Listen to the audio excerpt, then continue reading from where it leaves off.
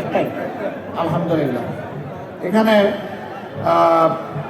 বিশিষ্ট আলেমের দিন অধ্যক্ষ মৌলানা বেলাল, ওনার হাতে আমরা ইসলামের প্রতীক দাঁড়িপাল্লা তুলে দিলাম। আপনি ধরেন, শক্ত করে ধরেন, উঁচু করে ধরেন।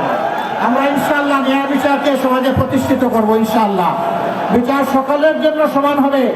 যা প্রেসিডেন্টের জন্য হবে, তা একজন শ্রমিক বন্ধুর জন্য হবে, রাস্তার একজন ভিক্ষুক ভাই কিংবা বোনের জন্য সে একই বিচার হবে ইনশাআল্লাহ। আপনারা দাঁড়িপাল্লার সাথে থাকবেন তো?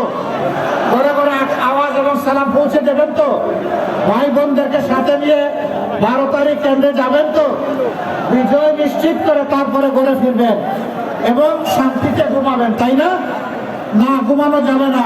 ঘরে ফেরার পথে ভালো করে উযু করে 2 রাকাত নামাজ, 4টা সেজদা, চোখের পানি দিয়ে বলবেন, আল্লাহ রাব্বুল আলামিন তোমার শুকরিয়া আদায় করি, হামদান কাসীরান তাইয়িবান মুবারাকান ফীহি। এরপরে কুষ্টিয়া 2, আরে বাবারে কুমারখালী, ব্রাইটনেস বাড়ায় লই শান্তি। এই নাসির ছেড়ে যাও। হ্যাঁ কেন, এটা কোনটা? কুমারখালী, কুকসা। আচ্ছা, মিরপুর বেড়ামারা হচ্ছে 2।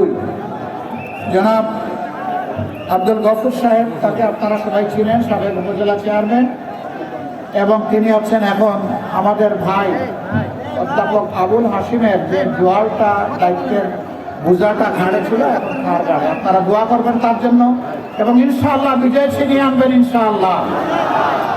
তারপরে কুষ্টিয়া 3,